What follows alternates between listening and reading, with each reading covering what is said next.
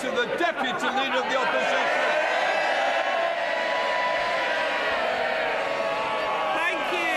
Thank you, Mr. Speaker. And can I first of all share with the Deputy Prime Minister's comments regarding our Jewish community and a happy Passover, and also start by acknowledging the loss of David Marquand and Baroness Massey, both of whom made historic contributions in this Parliament, politics and wider life.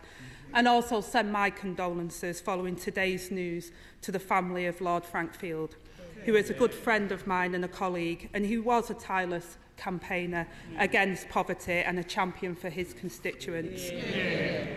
Mr. Speaker, I know the party opposite is desperate to talk about my living arrangements, but the public want to know what this government is going to do about theirs. Yeah. Natalie from Brighton has been served with 2 no-fault eviction notices in 18 months. She joins nearly 1 million families at risk of homelessness due to his party's failure to ban this cruel practice. Now, instead of obsessing over my house, when will he get a grip and show the same obsession with ending no-fault evictions? Well, to begin with, it is a pleasure to have another exchange with the Right Honourable Lady in this House, our 5th in 12 months. Any more of these and she'll be claiming it as her principal residence.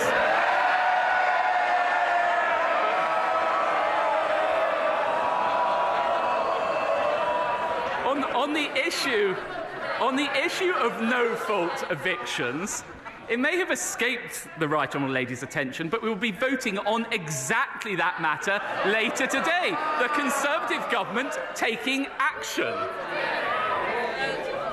Mr. Speaker, he clearly thought he could spend all week obsessing over my living arrangements. I didn't even bother to read up on his own government's bill this afternoon. The reality is he caved in to vested interests on his backbenchers and delayed justice for people like Natalie. Yes. This week, the Housing Minister said there is no solid date for banning no-fault evictions. The Housing Secretary now says it won't happen before an election.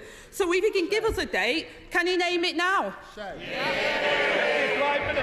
I can name the date for the Right Honourable Lady. Today. It's today that this House will be voting on it, and I'm confident that in line with our manifesto, we will deliver on that commitment.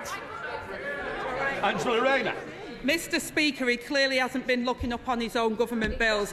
But let me turn to another Tory housing failure. Leaseholds are a rip-off and a con. But the government's proposed ban on new leaseholds applies only to houses. The majority of leaseholds are in flats. What's the point on a ban on new leaseholds if it won't apply to flats? Again, the Right Honourable Lady is talking about legislation introduced by this government, which the party opposite totally failed to introduce in their entire time in office.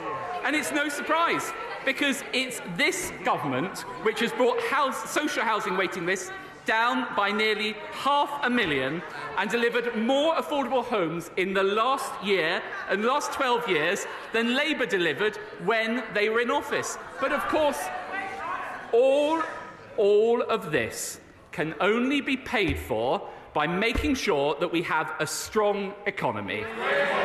And I'll tell you, her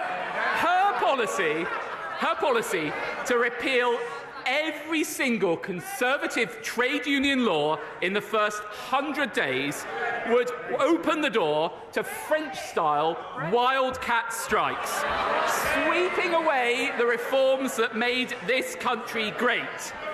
And we all know, though, Mr. Speaker, the one reform that the Right Honourable Lady would not abolish from Margaret Thatcher, the right to buy your council house.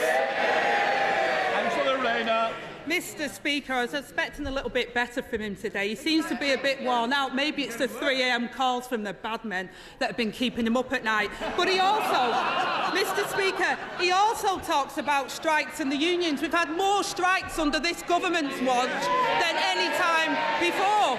And once again, he hasn't read his own bill. Their ban on leasehold won't apply to the majority of people. It's like banning non-doms but exempting Tory prime ministers. And he speaks about affordable homes. Families are trapped in temporary accommodation and stuck on waiting lists. And in the West Midlands, his mayor has used his multi-million-pound housing budget to build just 46 social homes in 8 years. That's almost as many as the Chancellor's property portfolio. But the British people know that his party won't build the homes that this country needs. So when are they going to get a chance to vote for a government that will? Well, I'm surprised the Right Honourable Lady raises the West Midlands when Labour-controlled Birmingham have virtually bankrupted the council, are hiking up council tax by 21%, whilst in the meantime, and I'm sure this would please her, continuing to hand out £1.8 million to the trade unions. By contrast, Andy Street, our brilliant mayor of the wider West Midlands, has delivered £6.1 billion of investment to improve transport. So there you have it, the contrast between the Conservative Party and the Labour Party. The usual political opportunism from her, failing to ask about the issues that really matter. If you want more bins, if you want more bin collections, more potholes filled, lower debt and lower council tax, vote Conservative, because whether it's Ben Houchin in the Tees Valley or whether it's Andy Street in the West Midlands, it's only the Conservative mayors who deliver more for less. Well, Mr Speaker, that's pretty revealing that he thinks that housing isn't an issue for the British people, because I think it really is. And people in glass houses shouldn't throw the stones, because in Birmingham and across the whole of this country, councils are facing black holes because of his government's austerity programme. And I would also warn the Deputy Prime Minister that Tory councils have also faced 114 notices, and Birmingham Council has had over £1 billion taken from their budget from some of the poorest people. More than 16,000 families face losing their homes after the party's mini-budget, Mr Speaker, and mortgage bills continue to soar. Meanwhile, the former Prime Minister parades around the world in a twisted victory lap promoting a new book, saying that the mini-budget was her proudest moment. So since she won't apologise to those families losing their home, will he?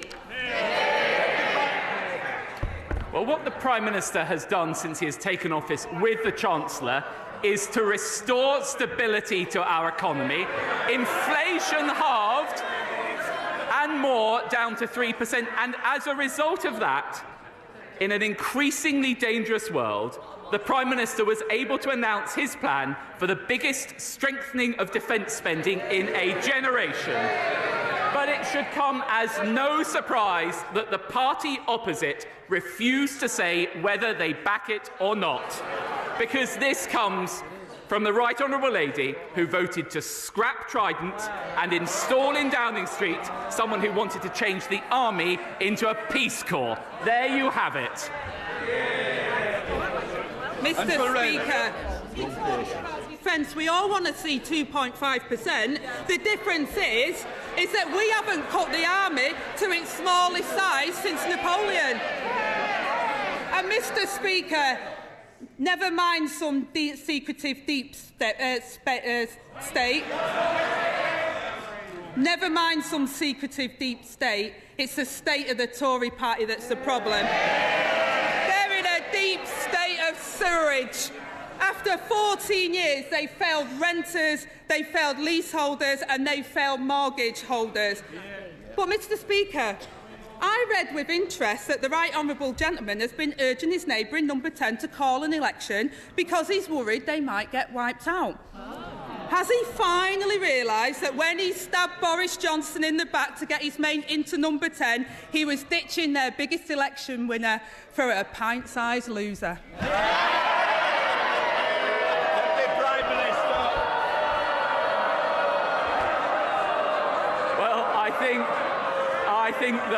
I think the whole House will have heard, despite all the bluster from the lady opposite, not a single word on whether she would actually back our plans to invest in our armed forces. No plans in a dangerous world. And of course, as ever, the Deputy Leader is always looking to attack others' failures, but never the one to take responsibility for her own. She once said, "You shouldn't be waiting for the police to bang on your door. If you did it, then you shouldn't be doing your job." The Right Honourable Landlady should forget her tax advice and follow her own advice.